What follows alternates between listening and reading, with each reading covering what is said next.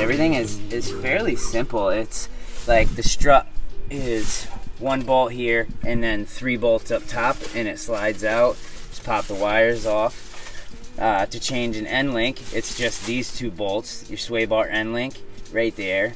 To change a tie rod, if you come over here, all you have to do is get out the ball joint, and then this is loose. Unscrew this piece because it threads on right there. There's the inner tie rod right there with the rubber boot. That one right there is a lower control arm that the end link and the strut bolts into. Now, so you have the connection there, and then you have the main ball joint here. So you got the 2 bolts in the back of the caliper. Now you have this bracket that the brake line comes through on, and you have your speed sensor. Now, if you remember, our speed sensor bolt actually snapped off in the back, but we had gone and removed it, so I'm gonna show you here in a minute how we're gonna get it out. But as you can see, it's replaced and back in. So here's your speed sensor. We just have to tighten it down. And all right, so check it out. Everything is back together and hand tight. Now we have to go back and torque everything. And this guy right here, this is the compression arm, also control arm C, rearward control arm, but technically speaking, it's the compression arm. There's an upside down ball joint on this end, and then there's a rubber bushing right here. Now this cannot come out until this brace right here is removed. Now this thing is a pain in the ass to remove. Now 9 times out of 10, this thing is so rusted out, especially if you live like in the Northeast like me. Now this thing was completely rusted out. I'm going to show you in a second, and I fixed it just by welding some pieces in and saved myself about 250 bucks. So I'll go over that real quick with you. If you know, you're in a similar situation and this thing's all rusted out and you don't really have the money to buy a new one, I'll go over what I did real quick. But in order, like I said, in order to get the compression arm off, you have to come down here and unbolt this whole thing.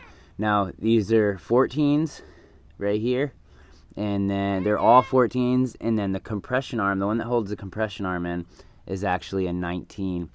Now I would suggest hitting it with the impact, some penetrant. If that doesn't get it off, get a really big breaker bar. I actually had to use a 4-way. I took a 4-way and put a bar from my jack on each side, so I could, and me and my brother both had to pry it at the same time to actually break those loose. Those were the tightest on the entire car. So be mindful. It's a 19. Use a 6-point socket, not a 12. If you use a 12-point socket, you will strip it. So yeah, once that comes off, you can, the arm is supposed to slide off. I actually had to cut mine off. So yeah, the more penetrant you can get on there, the better. Alright guys, so now it's towards the end of the video, and like I said, I was going to show you how to get the stud of a bolt out if you break the head off. So what I'm going to do is I'm going to go in there and weld it to the, I'm going to weld the stud to the nut, and then just take a wrench and turn it off, because this is aluminum and that's steel. So when I weld the steel, it's not going to be able to stick to the aluminum. So yeah, I'm going to go ahead, tack this on, and then get this guy out so we can actually get these on.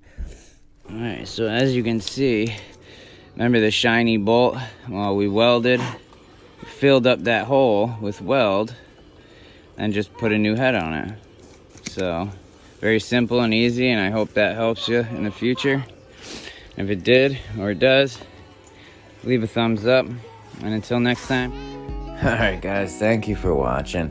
If you enjoyed it, give it a thumbs up, and if you want to see more, consider subscribing, because we have so much great stuff planned. And I mean, the future can only get better. And just always remember guys, there is no substitute for hard work. So if you want something, go out and get it. And until next time, peace.